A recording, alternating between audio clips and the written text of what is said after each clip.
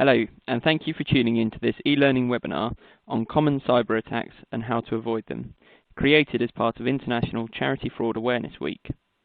This week brings together everyone involved in the charity and not-for-profit sectors to raise awareness and share good practice in tackling fraud and cybercrime.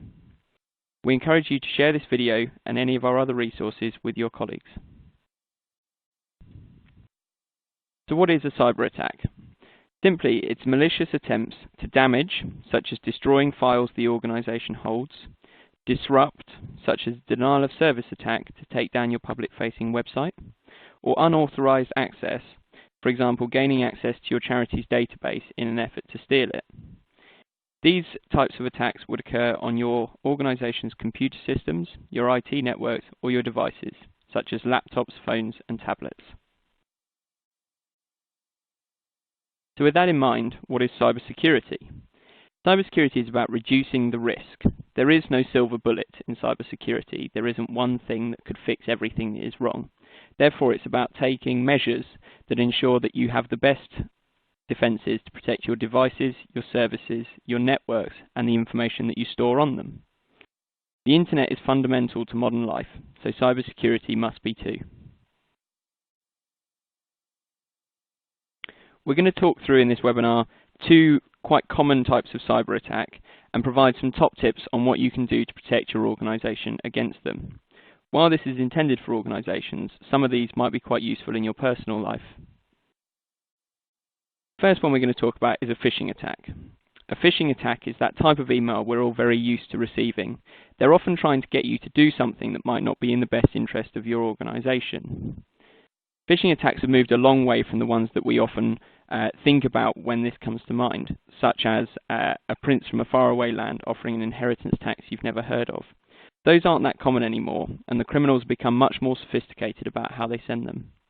However, there are some top tips that we can provide today that will help you protect your organization against the risk of phishing attacks. The first of which is know the obvious signs. They're getting much harder to spot, but there are still some ways that you can use to spot those types of phishing emails and try and avoid acting upon them. The first of which is there is often a veiled threat of urgency within a phishing email. Perhaps it might say you have 24 hours to act or we're going to suspend your account. It might be trying to get you to click on a link, download an attachment, or carry out something that you wouldn't normally do. Perhaps it circumvents a process within your organization. While they are getting much more difficult to spot, sometimes it's the simplest things as well that you might spot, such as bad grammar. Maybe they don't refer to you by name, or the email address that it's sent from just doesn't look right to you. Knowing those obvious signs is the first step in being able to spot a phishing email. Think about how you operate. Is it common for someone in your organization to try and rush through an invoice at the last minute? Perhaps it's coming from someone senior in your organization and you wouldn't want to challenge them. It's really important to make sure all of the staff in your organization know how you operate as an organization, know the processes, and know what to do if they don't know, if they think something isn't right. The final step is making sure you don't blame your staff. Nobody means to click on a link in an email or act on it. People, by their very nature, are just trying to be helpful. Therefore, it's really important that your staff trust that if they do something like click on an email or perhaps follow through with a criminal on email, that you're not going to blame them. They need to be able to come and tell you honestly what has happened and make sure that you can now put in place measures to prevent it causing any damage to the organization. The second one we're going to talk about is a ransomware attack.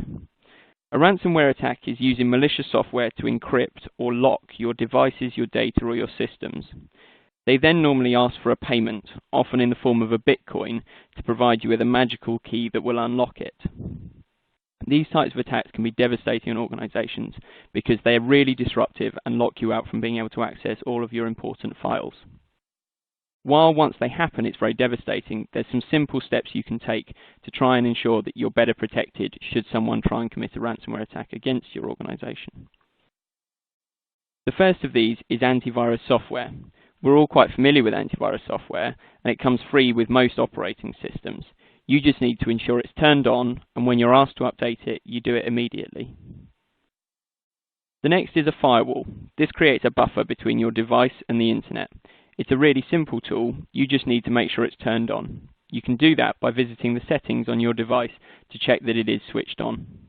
Again, if there's any updates that you get for your firewall, ensure that you install them as soon as possible.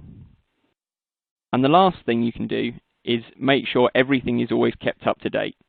We're all very used to seeing that update pop up in the bottom right-hand corner, and we're all very used to ignoring it. Those aren't just about giving you new features for your device. Their primary purpose is to provide security updates when your device manufacturers become aware of an issue. Please ensure you install these updates as soon as possible. To make it easier, turn on automatic updates, and then you don't have to think about it again. If you are unfortunate enough to suffer a cyber attack, the next question is, who should you report it to? Who can you turn to for help? The first of which, certainly in the UK, is law enforcement. Here in the UK, you just need to give Action Fraud a ring on their 24/7 live reporting line, or report it through their website. They will then ensure that the police are informed and appropriate action is taken. If you're listening to this from outside the UK, you should find out who you should contact in the event of a cyber attack in terms of law enforcement. The next is regulators. Since the introduction of GDPR in the United Kingdom and across the EU, you will need to report to the ICO if your cyber attack is likely to affect the rights and freedoms of individuals and the data that you're holding for them. If you're outside of the UK or the EU, find out who your data regulator is and make sure you know how to contact them if you suffer a cyber attack. There are, of course, other regulators that you might be regulated by. You should find out if you need to report to them in the event of a cyber attack and ensure you know how to do that.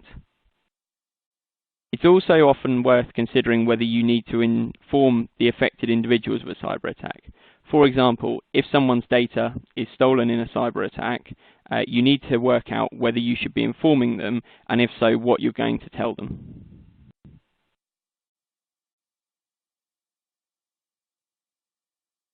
Thank you for listening. Please remember to check out the other free resources created as part of the week which are available on our online hub. Together, we can keep charity fraud out.